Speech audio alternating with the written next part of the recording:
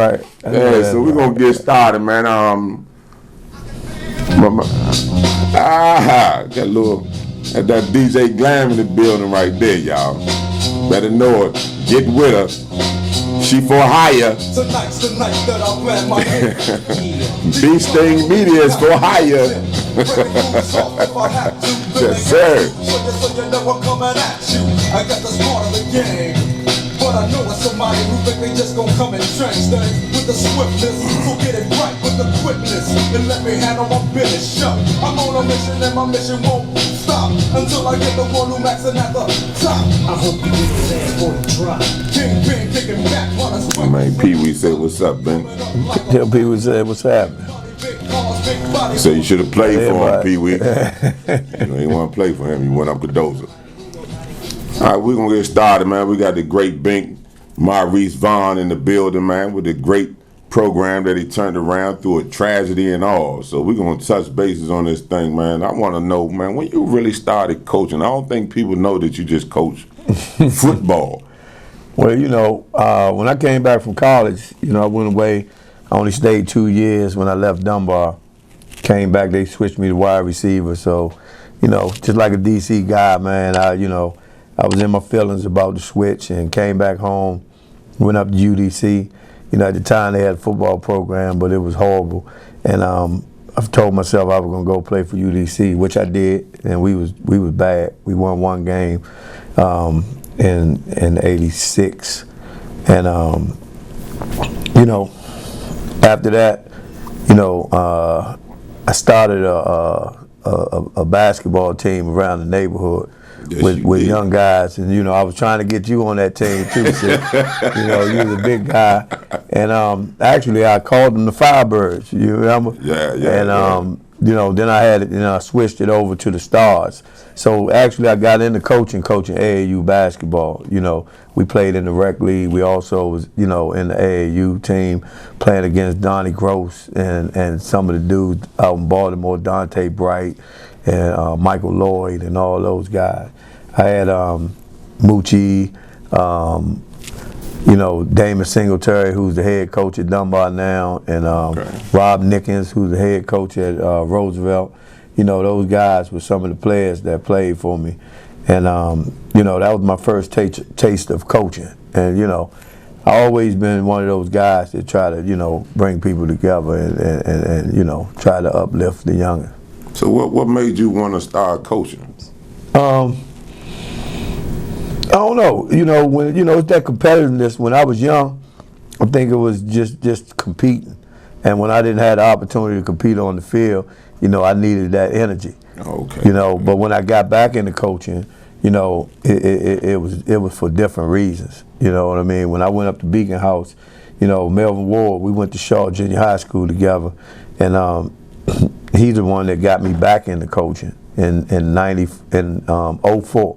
2004, you know, I used to do the Morales down on 9th Street. We had listen band downtown, and you know, every week it was like, you know, we was selling out, had to shut the doors, and you know, doing pretty good, promoting, you know, parties, and Rodney and Melvin came down. They used to come down every week, and I used to be a supporter of Beacon House financially.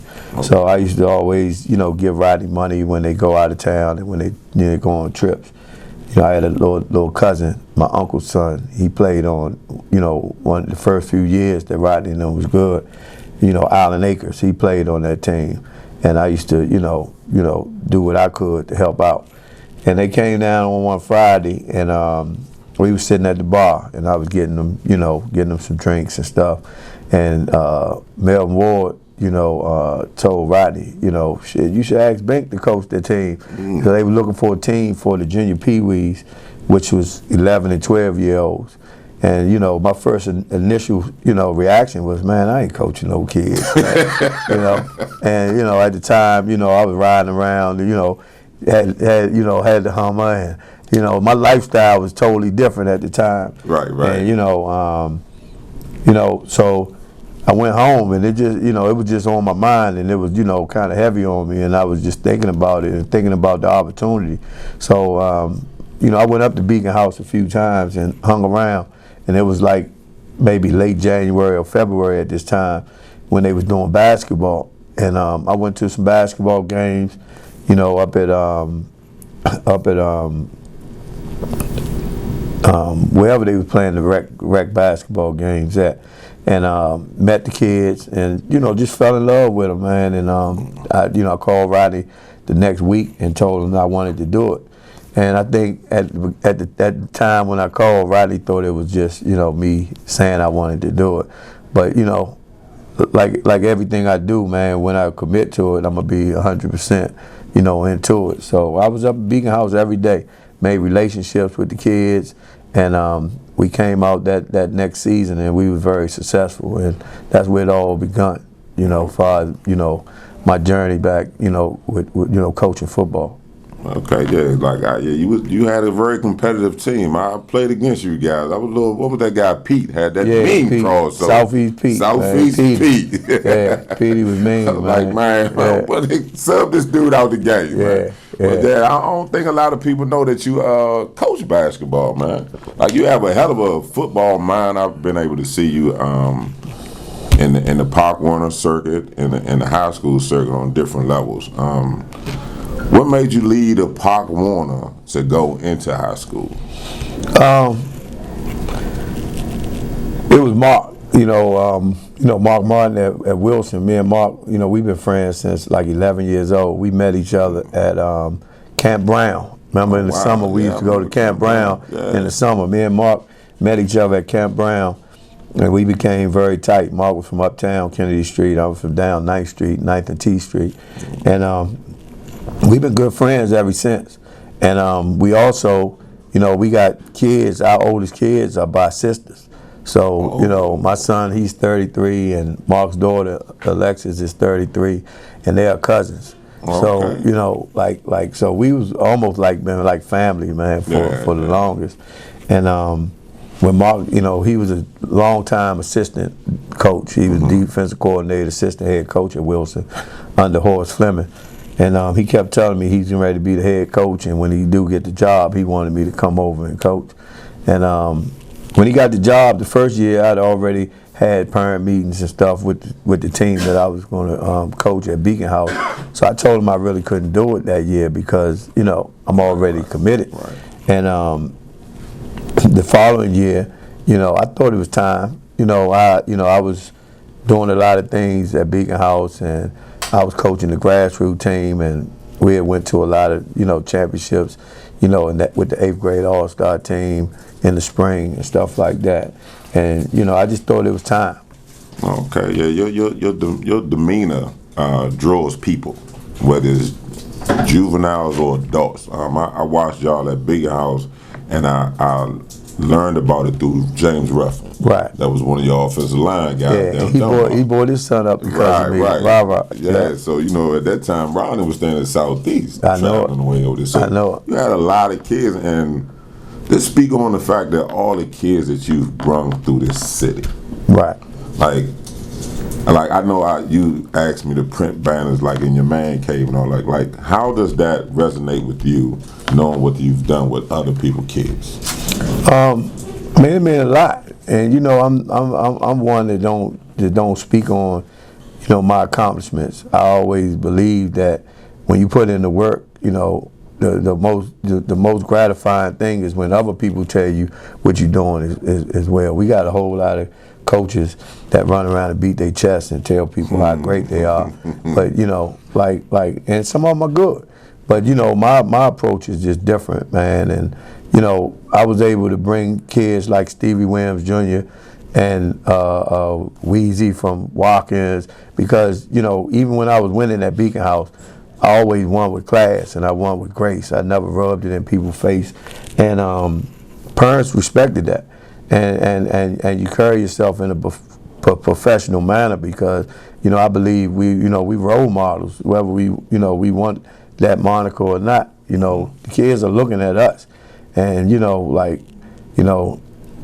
I look around and there's a lot of coaches that's you know, acting kind of crazy out there and expecting the kids to do something different, and you know, it's crazy. So you know, the way that I, look back, on the kids that I touched, I'm very, very thankful, man, and I'm grateful of, a lot of them are doing, positive things, even away from football, because I always preach that it's bigger than just football. Right. And I tell them, man, that, the trophies that we put up on the trophy case, they pretty and they good. Mm-hmm. And that's what we aspire to achieve championships. Right. But I'd rather have the walking trophies. And you say that a lot. You speak on that walking trophy because a lot of people need to hear what this means. The walking trophies is the trophies, man, that, of the guys that come back, man, are good fathers, the guys that come back in the community and try to be positive influences to these young guys, every day, because,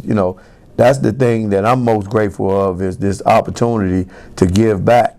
My past, where I've been at. Right. And, I don't really speak on it, and a lot of people, a lot of my coaches, even we can been coaching a couple of years and they hear stories from the past about some of the things that I've done on the street level. Right. And they really be, surprised and they you never talk about it because, the past, I'm always looking forward. Mm-hmm. And, a lot of things that people glamorize and people look at like it's cool. I don't look at it like it's cool no more. We talk about our daughters, man. Yes, sir. That's honor students and our daughters that's getting ready, change the world, man, and do some great things in the world. And we talk about the kids that I coach that's able to go out here and navigate, in this rough world and able to do some great things. And, the kids I'm coaching now, I'm helping prepare them for life. Because it's a rough, it's rough out here. Yes, sir. Yes, sir. I deal with that juvenile population on a regular basis, and I see it firsthand. How do you juggle?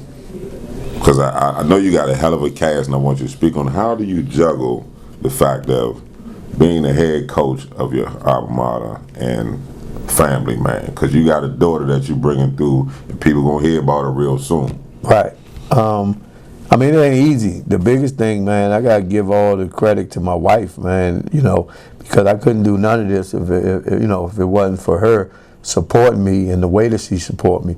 It's a joke sometimes because I have a football meeting, and my daughter have some things going on at school, whether it's college tour or anything. Mm-hmm. And my wife, she accommodate me so much. What I'm saying? She accommodate my coaching, and she noticed my passion, and she know that I love doing what I'm doing. I remember when I first signed up for Beacon House, and when I told Rodney I'd do it, and her first statement was, "Is you getting paid for it?" Shout out to Liz. Yeah. And I wasn't getting paid for it, and it was just out of love. But once she seen how passionate I was, and she see these young guys, these young men that's around, and they gravitate, and they, you gotta be a big brother, a mentor to them, and you help shaping them. She seen that, and I haven't had problems from her since that first year, because she know the passion that I put into this, and she know that it is effectively changing some of these. You ain't gonna change all of them, right. But I'm effective. Far as they know I'm there, and I always tell them, I'm here bigger than football. Football gonna be a small part of your life, man. If they go through and make the NFL, they call the guy that's 32, 33 in the NFL old. Mm-hmm. So I tell them, man, education is so important, because even if you go to the NFL and you're not smart, and you're not smart with your money, managing your money, you're gonna be broke at 32 or 33 years old, and you got a lot of living to do after that. Right. We're going to take a quick break. We coming right back at you guys, man. Give us a minute here. Welcome to DeMarco Solar. So let's go get it. Come on! So let's go get it. DeMarco Solar, located at 3353 Darnell Drive in Forestville, Maryland. If in fact you got somewhere to go tonight, come see us at DeMarco Solar. We got fresh sweatsuits for you fellas, fresh tees for you fellas, and look, let me tell you something. Something real simple, something real sweet. All colors, all sizes, but here's the deal. DeMarco Solar, we customize a lot of clothing for everybody and anybody. DeMarco Solar, 3353 Darnell Drive in Forestville, Maryland. Come on, come see us, because guess what? We got it all. We got it all.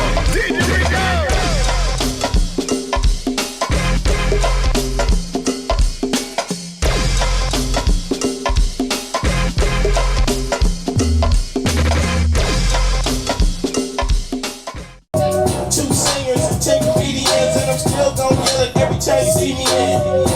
What's my favorite word? Why they gotta say it like short? You know they can't play on my court. Can't hang with the big dogs, stay on the porch. Blow the whistle. Blow the whistle. Blow the whistle. Blow the whistle. Where you get that from? Brad might spin on. Let me hit that rhyme. I miss my DJ. I miss my DJ. That's his thing. Short dog, that's Oakland, baby. Ain't nothing but pimpin' these days, G. My nigga C got locked up. Dude, what's up, dude? See you over there with that boxer size and all that getting in there. Do you really want to be like me? Speak game like Snoop and T.I.P. Go ahead, Fahim. All right, so we back at y'all, man, with the great Maurice Bink in the building, Coach of the Year, Dunbar University. Yeah, you got to put that university at the end of that. They gonna mess around and change the name. I'm of the going to start using that. I'm gonna use that. Yeah. How do you get so much out of kids with less talent?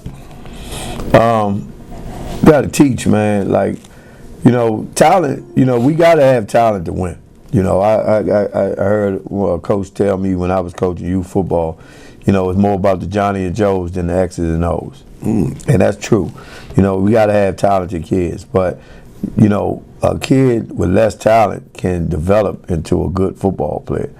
And it's just, a coach is a teacher, you know, and that's what a lot of these, you know, young coaches, I think, they don't understand. Like, you know, I've been around coaches and they see a kid and they, you know, when they first see him and they say, man, you know, he ain't no good, and they move on to the next kid. But if a kid got the will and he got a hard, you know, he got a work ethic, then I could develop him into a football player. I could find a role that he can excel in. Okay, so you had this, I think, just my opinion from what I saw, you had a very small team, very fast, but very small team. Speak on the fact that small team, through that tragedy, what did y'all go through as a program? Well, you know, we lost a player this summer, and you know, him and his father over in Northeast on the Trinidad area were found in their apartment murdered. And I don't know the details and all that, but you know, it affected the whole team. You know, our kid was going to be a senior. You know, he's a kid. When I first got to Dunbar, he was at my first team meeting. I only had 23 kids there, and he was one of them. He was in 9th grade at the time. It was January of 2017, and you know, he was at that meeting, and you know, I never forget, you know, like talking to him and working out, and you know, the kids, everybody loved our kid, and when that happened and the way that it happened, it really affected and hurt, you know, all of us. And you know, I just, you know, I talked to the team, and I had a good group of young men, my coaching staff, that we talked to the team, and we wanted to rally around and honor our key by the way that we represented this year. And I ain't just talking about winning, because, you know, winning, you could say you want to win, but winning is a byproduct of the work that you put in, the way that you practice, the way that you go about your business, and all that. So the thing I was really impressed at is these kids made that declaration that they were going to, you know, play the season in honor of our key, and they stepped up and they prepared in a way that we didn't the year before. And they, you know, we still young. And we only lose 2 starting seniors, but those kids, you know, they use that as motivation every day, and we didn't have to bring it up. It was just in their hearts and on their minds all the time. And so through all of that, you still had kids on the honor roll. How many kids you had on the honor roll, and how do you get them to maintain that this day and age of the youth that we deal with?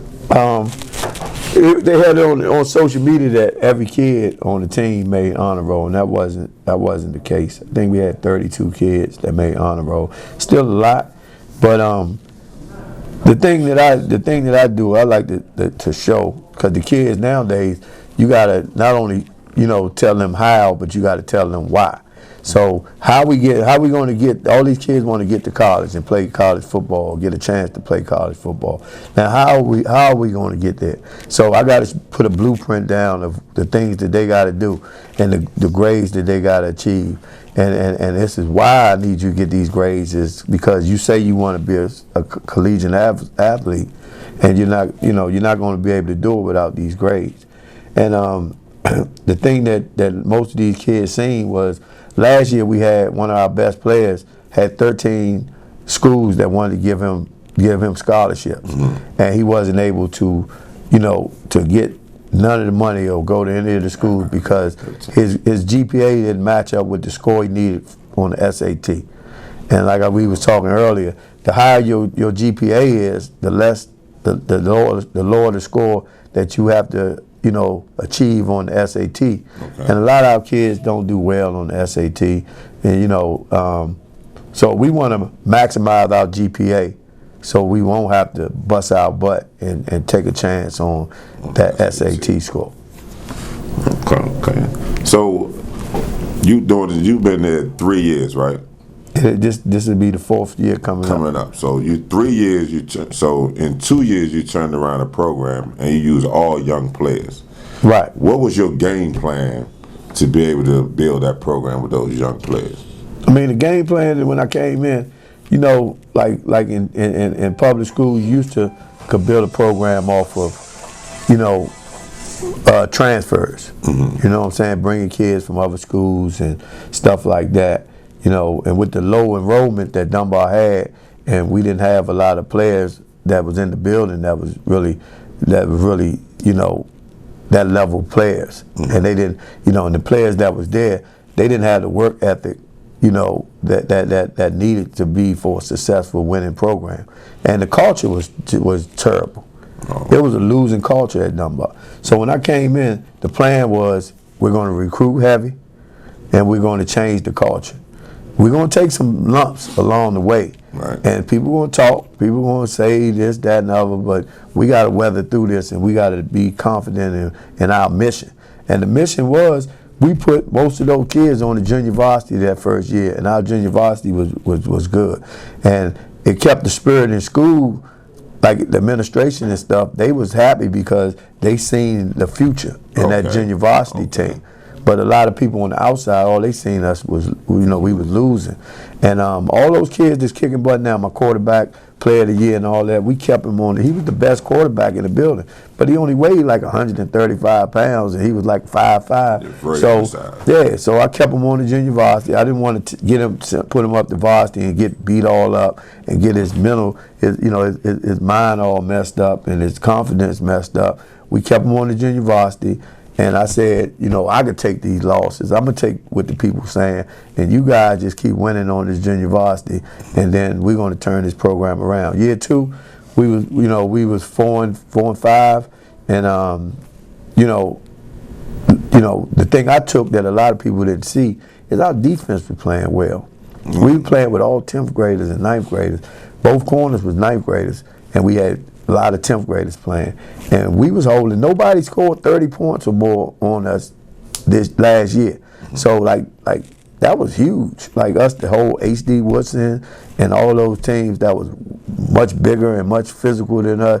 Nobody got 30 points. And high school, you've been around me. 30 points is we scored 30 points easy. So so the thing is, we wanted to be patient. And it wasn't always, it was like a lot of rough times because it's a lot of people, even coaches jumped off the bandwagon because they didn't really, didn't believe. But, when you believe in something, you stick to it. And I always used to point out, you know, you got Nick Saban.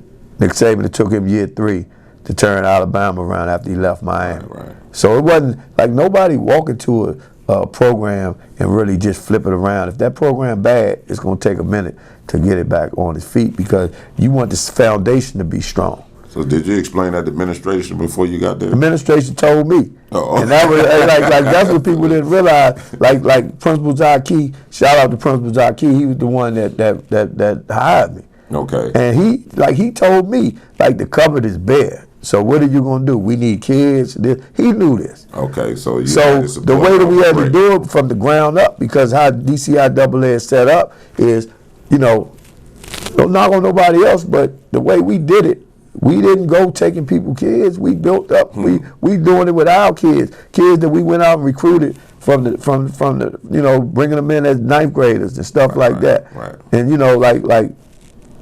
That's what make me feel good, man. You know, when I left Wilson, I didn't try to pull any coaches. I didn't try to pull any players. I wasn't going over other schools trying to tell them, you know, these 10th and 11th graders, you need to leave here and come over here to Dunbar. And that, you know, like that's the way that I wanted to do it, you know. Okay, so what does the roles of parents play with today's student athlete? We got a different type of parent out there. Yes, sir, you do. Yeah, and you know, everybody, like, and I understand, you know, a parent job is to worry about their kids. And you know, football is the ultimate team sport. You know what I mean? Right. And you know, like, I never believed in giving out, you know, most valuable player awards and all that, because when I was at Beacon House and you know, and Forum, so at Dunbar we're not gonna have most valuable player at the end of the year and all this stuff, because you know, how I'm a preach team and being selfless, and then I'm telling you, you are most valuable player. That's for other people to give them awards. Right. But within our organization, you know, it's no most valuable player. We won. When the running back scored a touchdown, you know, I always say offensive line is the most thankless job, you know, you know, in football, right, because they doing all the work in the trenches and they never get, you know, everybody jumping on that running back and this, that, and other. Quarterback throw a pass. What about them, you know, giving them that 3 and 4 seconds to, you know, throw the ball? So, you know, I gotta champion the ones who's not getting those, you know, those accolades. Right. I've seen it a lot in college and pro now, like the quarterback, running back, hand the ball to the line and spike the ball down. Right. You know, like, right. I appreciate y'all getting me to this point. And that's how it should be. Right. Because, you know, and then I gotta, you know, develop that in our kids, and I gotta teach our kids how to be like that, because, you know, we live in an I society, and me. And, you know, like, one thing I do love our you know, my kids, man, our players, you know, they coming around. And every now and then, you know, we get some selfish stuff, because you got to be a little bit selfish to be, you know, successful in anything. But you got to also know that I'm playing in this ultimate team sport, and you know, we need everybody for us to be successful. All right, we're gonna take a quick break, people. I told we're gonna get a little thick in here, because we're gonna talk about some of you coaches that's fluke. Take a quick minute break here. Hey, Angel. Y'all hear the music? Okay, class of '84. That's right. That's Terry Jackson.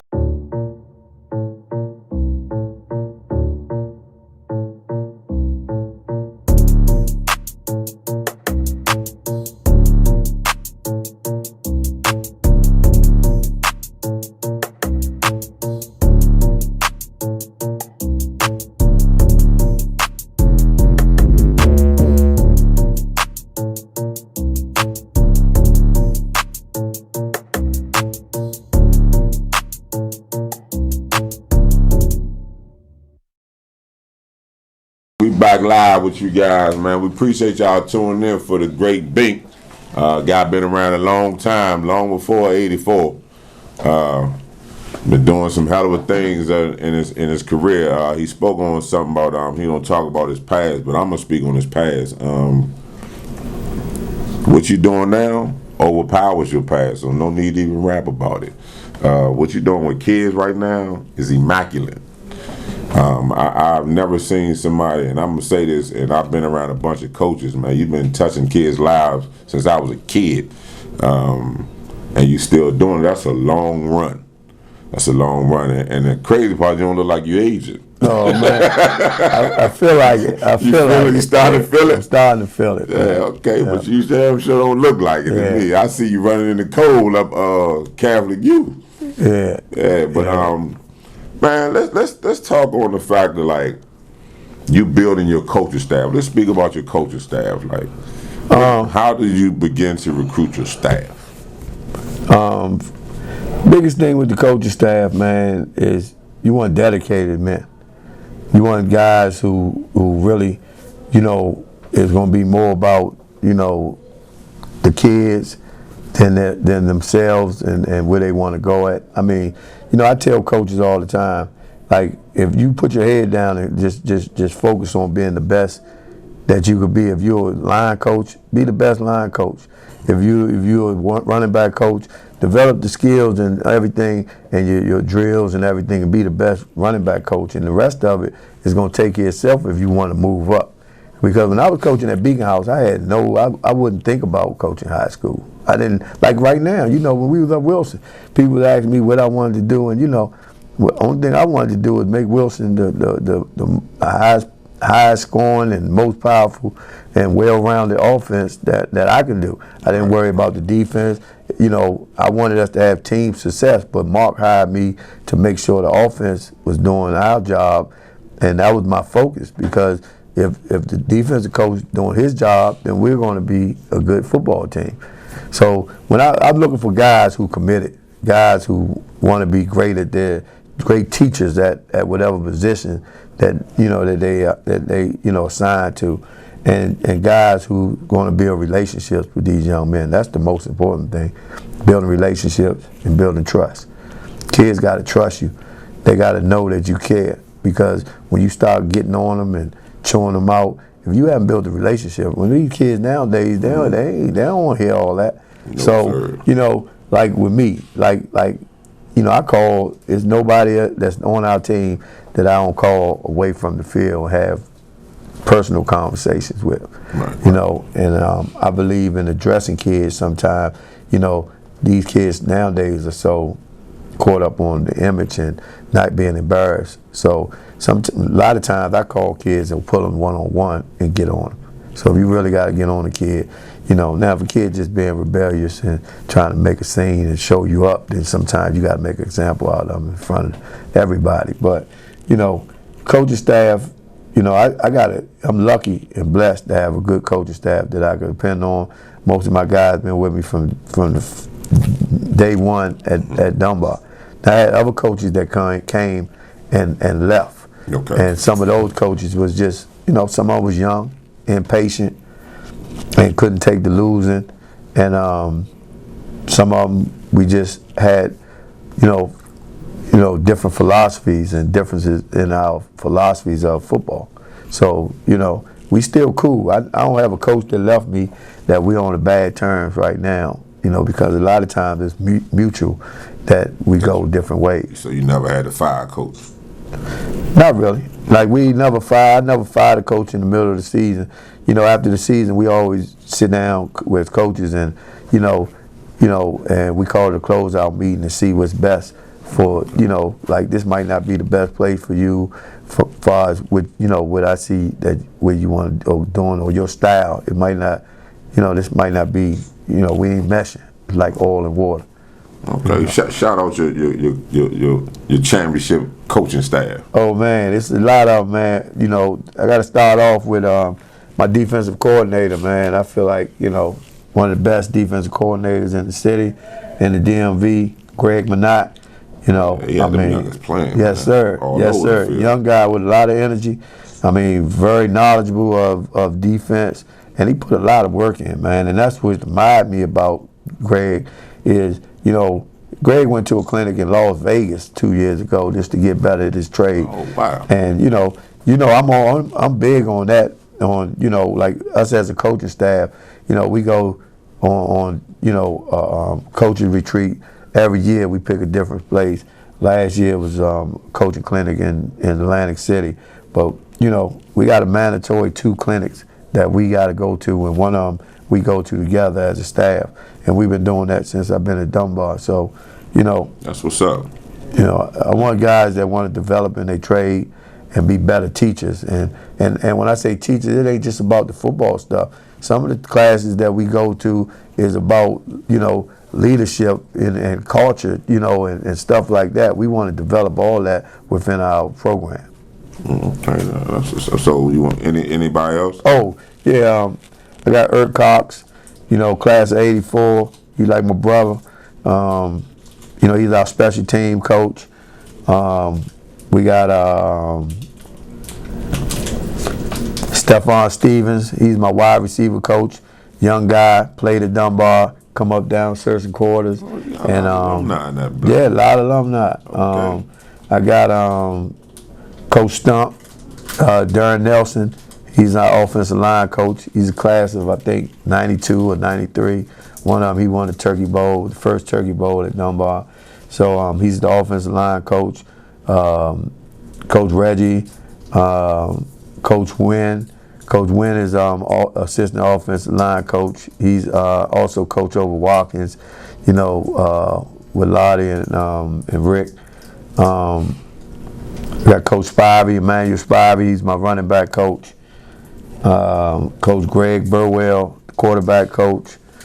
Coach Marlon Richardson, he's my assistant head coach and assistant associate offensive coordinator with myself. Then we got Coach Ramal. Coach Ramal coaches my D-backs. Trying to think of that last name. We use first name basis so much. Yes, sir. I got Coach Sam Riddick. Coach Sam Riddick, he was over at Ballou. He was over at Roosevelt with Coach Tillman a long while ago. Sam is, real dedicated. All of them dedicated, man. Sam Riddick coached the D-line. I got Savon McLemore. He's my DN and outside linebacker coach. Hell of a coach. He also works in the building. Seneca Searles, head of football operations. Got Sekou, Coach Sekou. He's my linebacker coach. One of the best linebacker coaches out here. Very, very knowledgeable of the game. Who else? I might be leaving somebody out, man, but don't charge it to us hot, people. Don't charge it to us hot, man. Got Tiffany Jackson, assistant athletic director. Oh, she's all over the place too. Yep. As well as Jason Spinks, assistant athletic director. It's just been a team effort as far as getting all this stuff done. Yeah. And to make that Washington Post Coach of the Year, I always tell them, man, this is, only could be possible if you got good coaches around. Right. It's not, you can't win it without good coaches. So that's, it's an award you get, but it's a reflection of the whole staff. Yeah. And I want to touch on, since we spoke on all these coaches, you guys was having camp with 8th graders. Y'all was building kids up, man. Y'all was doing some stuff I didn't see done in a long time. And then a video came out with this running back just trucking people. Yeah. And to see them at a young age, and then to see those videos, man, how did y'all staff just get these kids with these huge hearts? Because before you ask that question, because I want to shout out the defensive coach. He had them kids playing when the lights went off, all the roaches came to one blink. Right. And I don't care where that ball was at, they chased that football. Right. I've never seen a D, because some kids just be lazy. They ain't on my side of the ball. I ain't going over there. Right. Shout out to that guy, man, for having them kids chase that football like that, man, on that defensive side. Yeah, they do a lot of pursuit drills. Okay. And let me jump in real quick, because he's going to kill me. And he been, this guy right here, been one of the catalysts of our success and main components of our success. Stephon Marshall, Stephon Marshall, he came from the Metro Bengals. youth organization. Yes, yes. And when I got the job, he was one of the first coaches I called.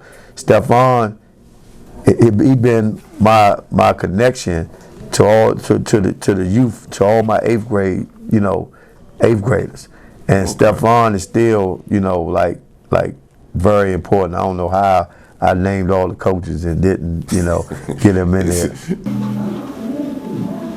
This guy here.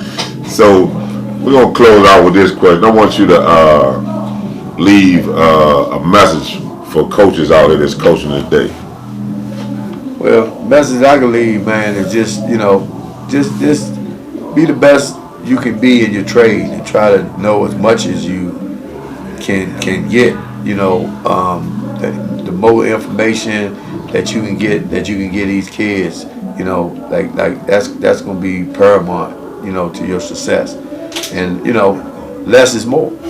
Like people think we do a lot, but we do a little bit of things, but we do it with different formations and motion and make it look like we doing a lot. We don't do a lot. Like we only got a few pass concepts, and we only run like 2 or 3 runs, but we'll run them out of different formations and make them look different. We'll add motion and add shifts and make it look different. But we're gonna get good at something, and we're gonna do what we're good at, and the kids gonna feel like confident in what we do, because we don't do a whole lot.